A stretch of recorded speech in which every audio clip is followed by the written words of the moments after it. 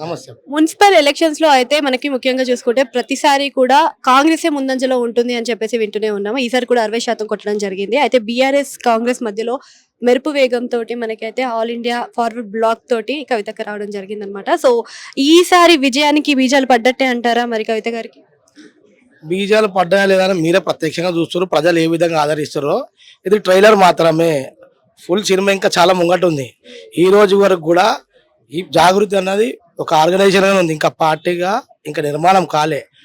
అక్క గారు వాళ్ళకి సపోర్ట్ ఉంటేనే ఈ మేరకు ఈ స్థాయిలో ఉందంటే రేపు ప్రత్యక్షంగా రాజకీయాలు ఉంటే ఎట్లుంటుంది అన్నది ఎవరు ఊహలకు అందరికి విషయం. అది ఖచ్చితంగా ధీటు ఉంటుంది.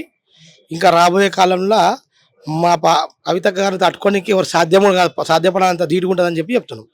సో అదే విధంగా చూసుకుంటే వడ్డేపల్లి ఏదైతే జోగులాంబ గద్వాల్ ఉందో అక్కడ ముఖ్యంగా చూసుకుంటే బీఆర్ఎస్ కే అడ్డగా మారి ఉంటుంది. మరి బీఆర్ఎస్ కే వ్యతిరేకంగా జరగడం, 8 సీట్లు కొట్టుకొని రావడం కానీ ఇలాంటి అన్ని అంశాలు చూస్తుంటే మరి బీఆర్ఎస్ కి ఏమన్నా ఎఫెక్ట్ అయ్యే ఛాన్స్ ఉందంటారా? బీఆర్ఎస్ రేంజ్ ఏమైనా తగ్గే ఛాన్స్ ఉందంటారా? బీఆర్ఎస్కి ఎఫెక్ట్ అవుతుందా, ఇంకోరికి ఎఫెక్ట్ అవుతుందా అని కాదు. అందరూ కూడా ప్రజలు ఏం కోరుకుంటారు?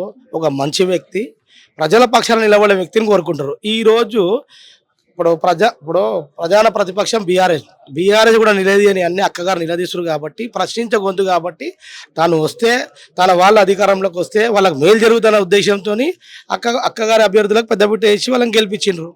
అంతే తప్ప ఇప్పుడు ప్రధాన ప్రతిపక్షమైన బీఆర్ఎస్ కూడా ఏమైనా చేసిందో ఏం చేయలేదు. ప్రతి అంశాన్ని అక్కనే అడుగుతున్నారు. ఆమె అడిగే గొంతు కాబట్టి ఆమె పక్షాన నిలబడ్డ వాళ్ళందరినీ గెలిపించి ఈరోజు వాళ్ళకి ఆ విజయం కట్టబెట్టారని చెప్పి మేము అంటున్నాం. గతంలో చూసుకున్నట్టయితే అక్క పార్టీ పెడుతుందా అని చెప్పేసి ఒక అంశం బయటకు వచ్చినప్పుడు పార్టీ పెట్టదు అనేది ఇంకొంతమంది చెప్పడం జరిగింది. మరి ఈసారి పార్టీ పెట్టకుండానే ఇంత విజయాన్ని సాధించడం కూడా జరిగింది. మరి పార్టీ పెడితే ఏ విధంగా ఉంటుంది? ఇప్పుడు పార్టీ పెట్టకముందు ఇట్లుంటేనే అందరు పెద్ద పెద్ద పార్టీల వన్నుల వెనుక పుట్టింది. ఎందుకు అని అంటే పార్టీ పెట్టకపోతే ఈ స్థాయిలో ఉంటే మేము 225 చిల్లరకి మేము మా అభ్యర్థి నిలబడ్డ ఎంతమంది? చాలా చిన్న సంఖ్యలో నిలబడ్డారు. దాంట్లోనే ఇంత విజయం అంటే ఇప్పుడు కవితక్క గారు ప్రత్యక్షంగా ప్రచారం కూడా చేయలేదు. ఖాళీ ఏం చెప్పారు? మా అభ్యర్థులను బలపరచండి, మంచికి ఓటేయండి అని చెప్పిండ్రు. ఆమె ప్రశ్నించే గొంతు కాబట్టి ఆమె నిలబెట్టిన వ్యక్తులను గెలిపించిండ్రు. ఇప్పుడు దీన్ని చూసి అన్ని పార్టీలకి వెన్నులో వణుకు పుట్టే కదా ఇప్పుడు అన్ని చేస్తున్నారు. ఇప్పుడు పార్టీగా అవతరించినాక కవితకని తట్టుకునే సామర్థ్యం ఎవరికి లేదు, సత్తా ఎవరికి లేదు, శక్తి ఎవరికి ఉండదు.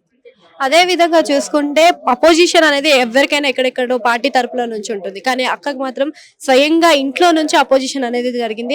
అది కాకుండానే కవిత వెళ్ళి కాంగ్రెస్ లో జాయిన్ అయ్యే అవకాశాలు ఉన్నాయని చెప్పేసి వ్యాఖ్యలు కూడా వినిపించాయి. మరి నిజంగానే కాంగ్రెస్ లోకి చేరే అవకాశం ఉందంటారా జాగృతి?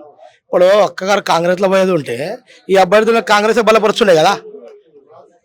తన ఎందుకు బలపరుస్తుండే? జాగృతి నుంచి వీళ్ళకి ఆల్ ఇండియా ఫార్వర్డ్ బ్లాక్ నుంచి ఎందుకు బలపరుస్తుండే? ఇవన్నీ వాళ్ళ ఊహకి ఏమైనా మాట్లాడుకుంటారు. వాస్తవాలు మాట్లాడమని చెప్పండి, వాస్తవాలకి గ్రౌండ్లకు రమ్మని చెప్పండి.